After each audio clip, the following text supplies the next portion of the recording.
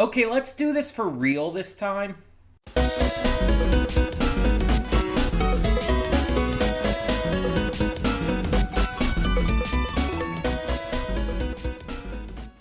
Hey everyone, welcome to Princess of Gay. I'm your host Connie, and today we are here with my blind reaction to Season 1, Episode 24 of Big City Greens. I have to specify that because if you didn't see last week's, I somehow accidentally downloaded Season 4's Episode 24. Still not 100% sure how I ended up making that mistake in the moment, but either way, we got the correct one today. I made sure of that. I double checked when I was downloading. I made sure I was downloading from the Season 1, Episode 24 file.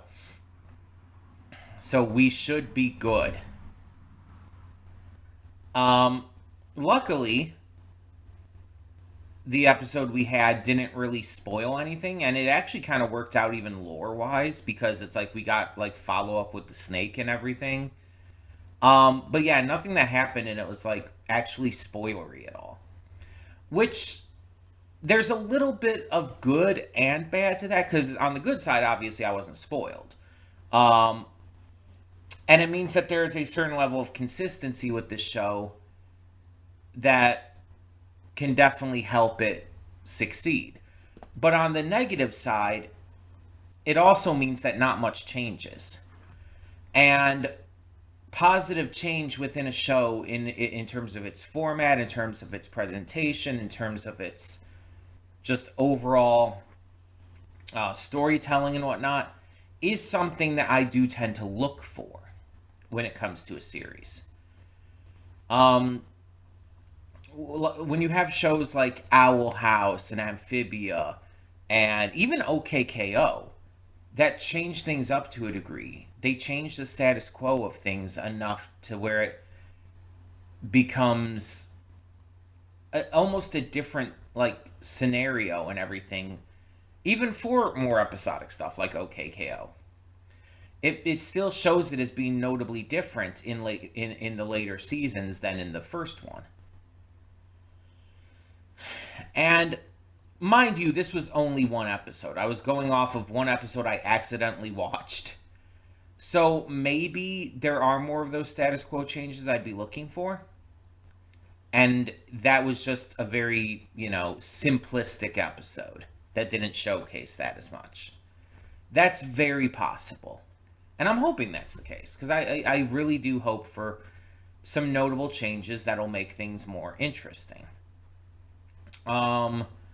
But that being said, I'm excited to see what like the actual episode 24 is that we've got for this week, and just kind of hope for the best at this point. See what we have in store, and maybe we'll also get something excuse me, really good, because season 4 episode 24 was really good. I really enjoyed that.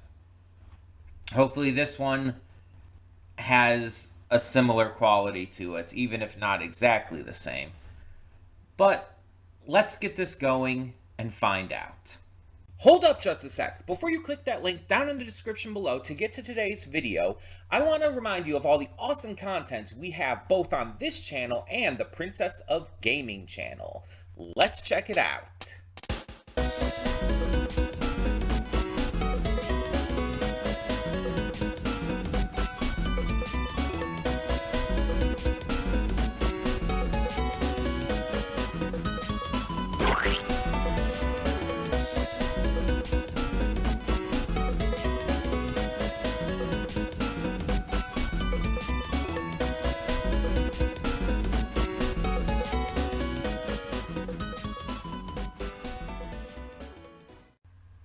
And we are back, and we'll begin with spoilers in 3, 2, 1, now.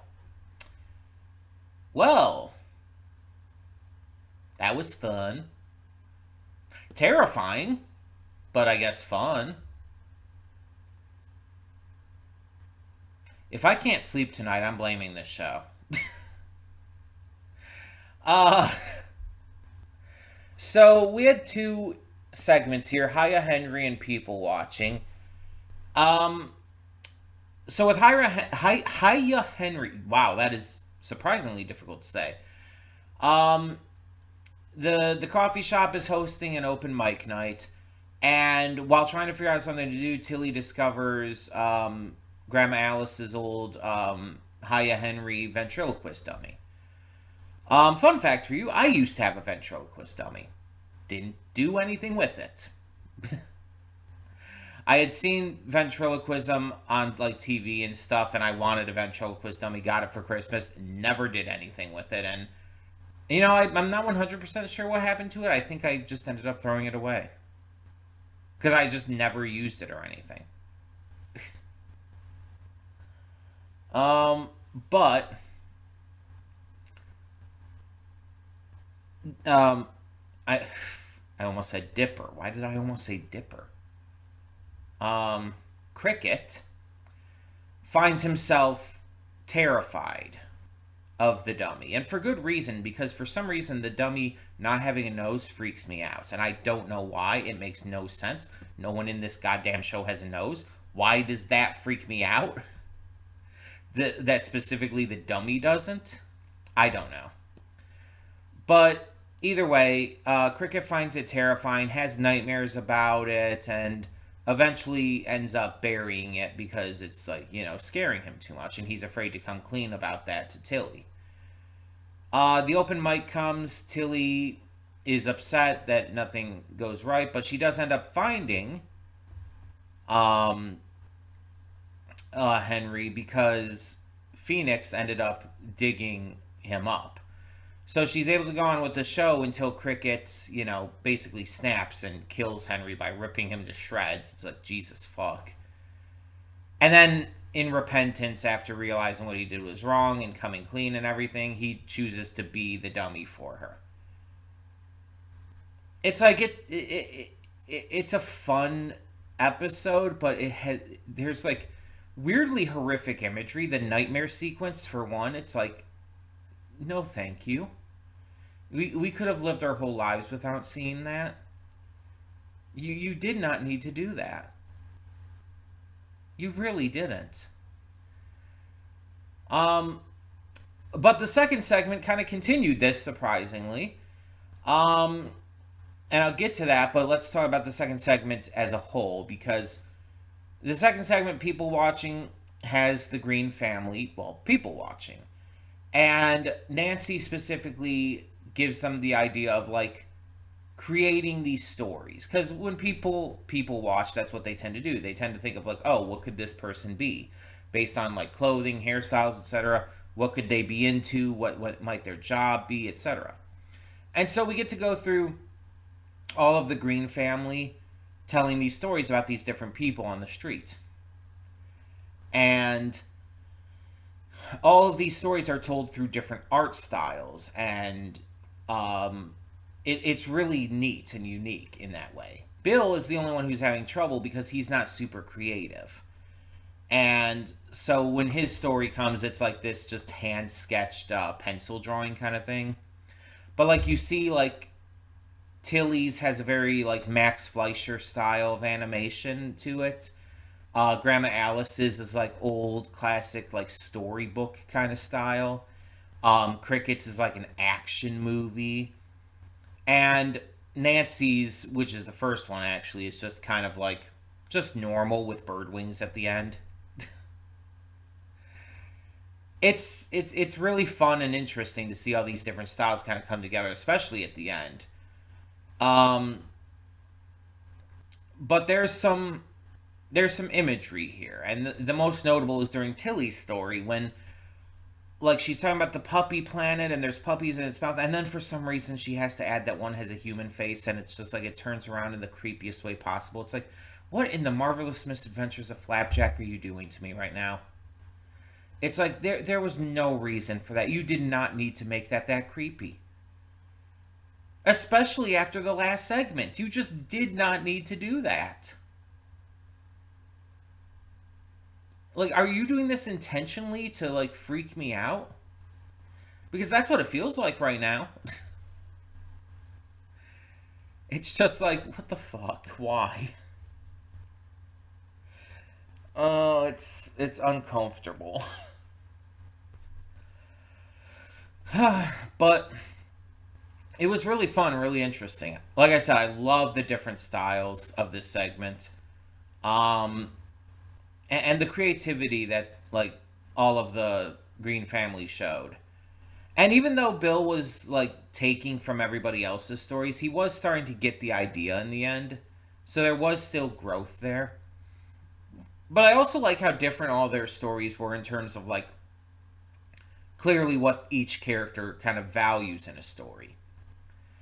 Um Nancy's was just kind of very basic with like a surprise twist at the end. Crickets was like this high intensity action film. Obviously, uh, wow, I've said her name multiple times and now my mind is blanking because what? How? Tilly. Tilly's is like again, a Max Fleischer animation, a classic Fleischer cartoon. Very rubber hose style, which is pretty fun. And then you have like I said, Grandma Alice, who's like this classic like storybook design. Almost kind of reminded me of like a more storybooky look to like an over the garden wall kind of thing. Um, and then of course we had Bill's, which was at first just like a pencil sketch drawing. These different styles really led to like kind of all their views of this all.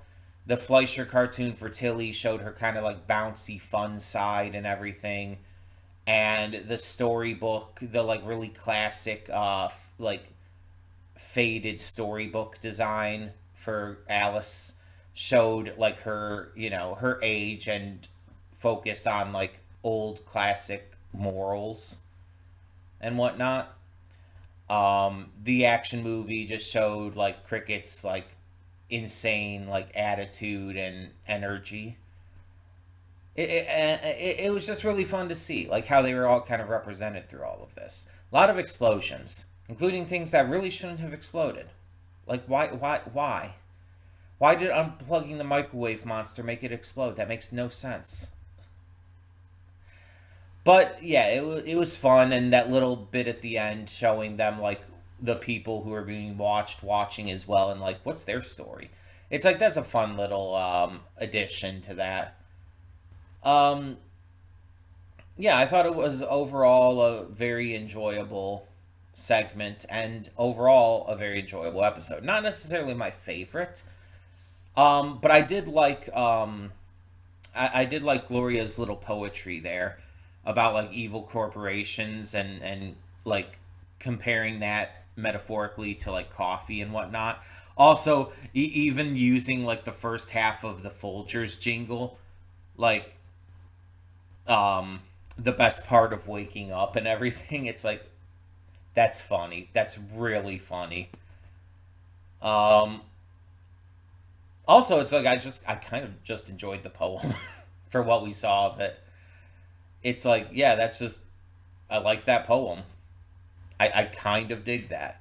And not just because Gloria. It's like, yes, I know I constantly talk about how Gloria is like my favorite character, but it's like I genuinely like the poem. That's definitely my kind of poetry. Though I do like Alice yelling out, why did it rhyme until the very end? It's like, you don't listen to a lot of poetry or read a lot of poetry, do you? One, not all poetry rhymes at all.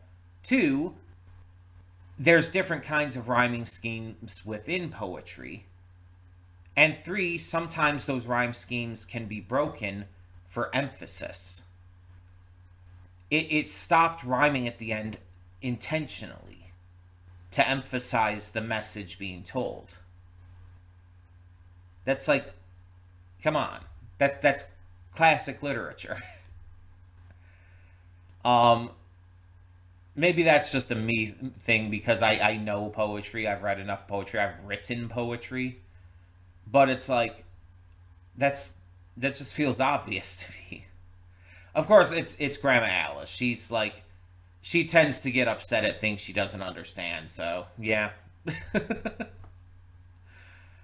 um, there is a part of me that wishes we got to see other people's like acts as well. Like I feel like there could have been so much more cool stuff that they did for that. Excuse me. Cool stuff they did for that. But they really wanted to focus on the entire thing with Tilly, Cricket, and the dummy.